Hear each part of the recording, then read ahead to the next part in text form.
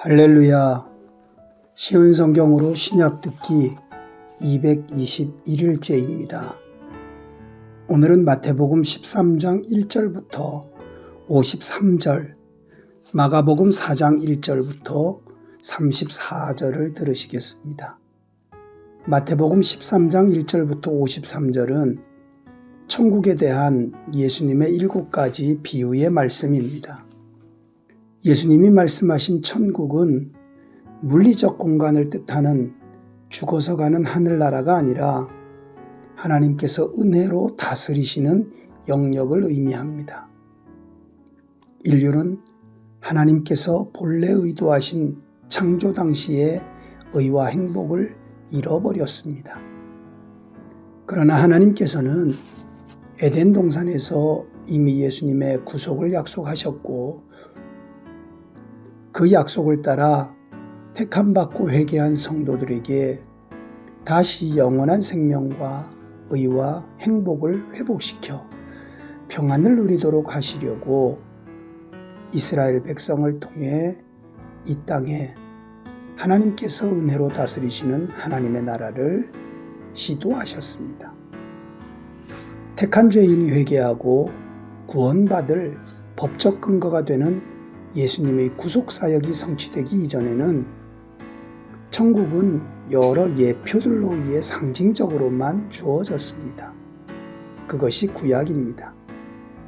그런데 예수님께서 이 땅에 오시고 구속사역을 성취하신 후에는 성령으로 다스리시는 천국이 실제적으로 임하게 된 것입니다. 그래서 예수님은 내가 만일 하나님의 손을 힘입어 귀신을 쫓아낸다면 하나님의 나라가 이미 너희에게 임하였느니라고 선언하신 것입니다. 이때 임한 하나님의 나라는 다스리고 통치하시는 영적 차원입니다. 우리가 예수님의 재림을 기다리는 이유는 이 세상 끝날 새하늘과 새 땅에서 우리 몸이 부활하신 예수님의 몸으로 변화되어 영육간의 완전한 하나님의 형상을 회복하게 될 것이기 때문입니다. 그것이 하나님께서 통치하시는 영육간의 완전한 천국입니다. 그래서 천국은 예수님의 초림으로 이미 이루었으나 아직 완전히 임하지 않았다고 말합니다. 예수님께서 마태복음 13장에 말씀하신 천국에 대한 7가지 비유는 그래서 중요한 의미를 지닙니다. 예수님의 초림으로 우리에게 임한 하나님이 다스리는 나라가 어떤 확장되는 개념을 통해 예수님의 재림으로 완전히 실현되는지를 비유로 설명하신 것이기 때문입니다. 먼저 씨 뿌리는 비유는 천국 복음이 똑같이 선포되어도 받아들이는 사람의 마음에 따라 다른 결과를 가져온다는 것을 말씀하십니다. 똑같은 말씀을 들어도 복음을 받아들이는 태도에 따라 하나님의 능력과 은혜를 누리는 정도가 다르기 때문에 완전히 다른 삶의 열매를 맺는다는 것을 가르치십니다. 두 번째, 곡식과 가라지의 비유는 예수님의 초림으로 이 땅에 천국 복음이 선포되지만 여전히 이 세상에 사탄의 죄악과 거짓 세력이 회방하며 악영향을 끼치는 것이 현실임을 가르치십니다. 세상은 하나님의 자녀와 마귀의 자녀가 함께 섞여 사는 곳이며 교회 안에도 거짓 형제가 있을 수 있다는 것입니다. 겨자씨와 누룩의 비유는 둘 다 미미하게 시작된 하나님의 나라가 엄청나게 성장하고 확장되어 온 세상 사람들에게 참 평안과 안식을 주게 될 것을 보여줍니다. 겨자씨는 하나님 통치의 외적 성장을 보여주고 누룩은 천국의 내면적 변화를 강조합니다. 보화의 비유와 진주의 비유는 천국이 이 세상의 그 무엇보다 더 소중하고 가치 있는 것임을 보여주고, 그러한 천국을 차지하기 위해서 이 세상에 속한 것들을 포기할 줄 알아야 한다는 것을 보여줍니다. 그물의 비유는 세상 끝날에 있을 천국과 지옥의 심판을 보여줍니다.